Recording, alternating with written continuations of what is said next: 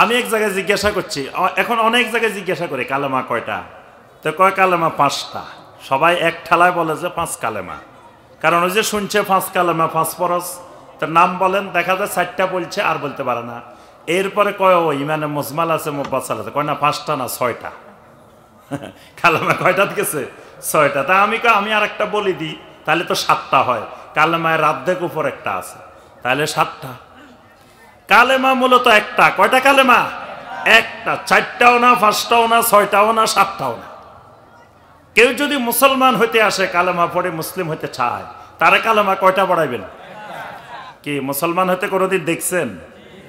Doctor Zakir Naik হাফেজাহুল্লাহ কত মানুষের মুসলমান বানাইছে দেখছেন না? কালেমা কয়টা পড়াইছে? তো 5টাই যদি ফরজ হয় তো 5টা পড়ানো লাগতো না? তো 5টা পড়াইছেন। আল্লাহ রসুল সাল্লাল্লাহু আলাইহি ওয়াসাল্লামের কাছে যতজন মুসলমান হয়েছে, কালেমা কয়টা পড়াইছেন? একটাই পড়াইছেন।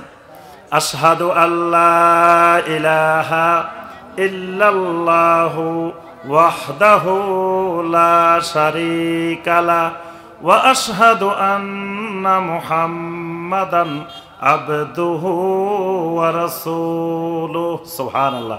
এটাই হলো মূলত মুসলিমের কালেমা। এই কালেমাটা হলো একটু বিস্তারিত। এই কালেমার সংক্ষিপ্ত রূপ হলো লা ইলাহা ইল্লাল্লাহু মুহাম্মাদুর রাসূলুল্লাহ সাল্লাল্লাহু আলাইহি ওয়াসাল্লাম। এটা হলো ওই কালেমাটার সংক্ষিপ্ত রূপ, ওইটা হলো বিস্তারিত রূপ। কালেমা দোনোটা একটাই। বুঝে আসছে? এবার আসেন, ইমানের বিপরীত কি বলছেন আপনারা? কুফর। কুফর মানে কি? কুফর মানে অস্বীকার করা, অমান্য করা, না মানা, প্রত্যাখ্যান করা, এগুলোর নাম হলো কি? কুফর। তাহলে কুফরের বিপরীত হলো ঈমান।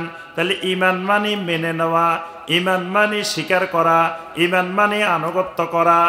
বুঝে আসছে? বিপরীতটা বুঝলে ঈমান বোঝা কি হয়ে যাবে? সহজ হয়ে যাবে। এবার বলেন দেখি কুফর কাকে বলে? কুফরের সংজ্ঞা বলেন দেখি, কে বলতে পারবেন? কুফর কাকে বলে?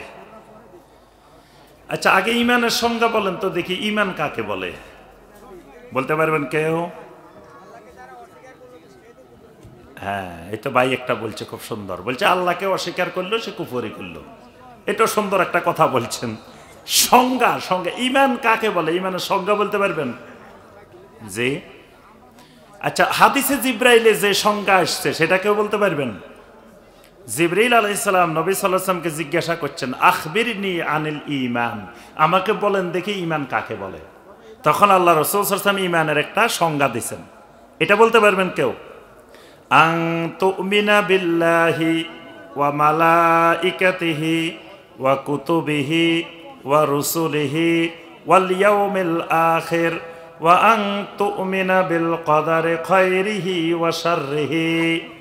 জিবরিল আলাইহিস সালাম বললেন, সাদাক্তা, একেবারে সঠিক সংজ্ঞাটা দিবেন, এর মধ্যে যাররা পরিমাণও ভুল নাই। তাহলে জিবরাইল আল্লাহ রাব্বুল আলামিনের থেকে ঈমানের সংজ্ঞা শিখিয়ে এসেছেন। আল্লাহ রাসূল সাল্লাল্লাহু আলাইহি সাল্লামকে জিজ্ঞাসা করছেন, আল্লাহ রাসূল উত্তর দিয়েছেন, জিবরাইল সত্যায়িত করছেন। তার অর্থ হলো এটাই হলো ঈমানের পরিপূর্ণ সংজ্ঞা। এটা মুখস্থ করবেন, ঠিক আছে? রাজি নেই মনে হয়। কে রাজি আছেন এটা মুখস্থ করতে? দুনিয়ার কত কিছু মুখস্থ করছেন জীবনে, মৃত্যুর আগে একটু ঈমান নিয়ে একটু লেখাপড়া করেন, কারণ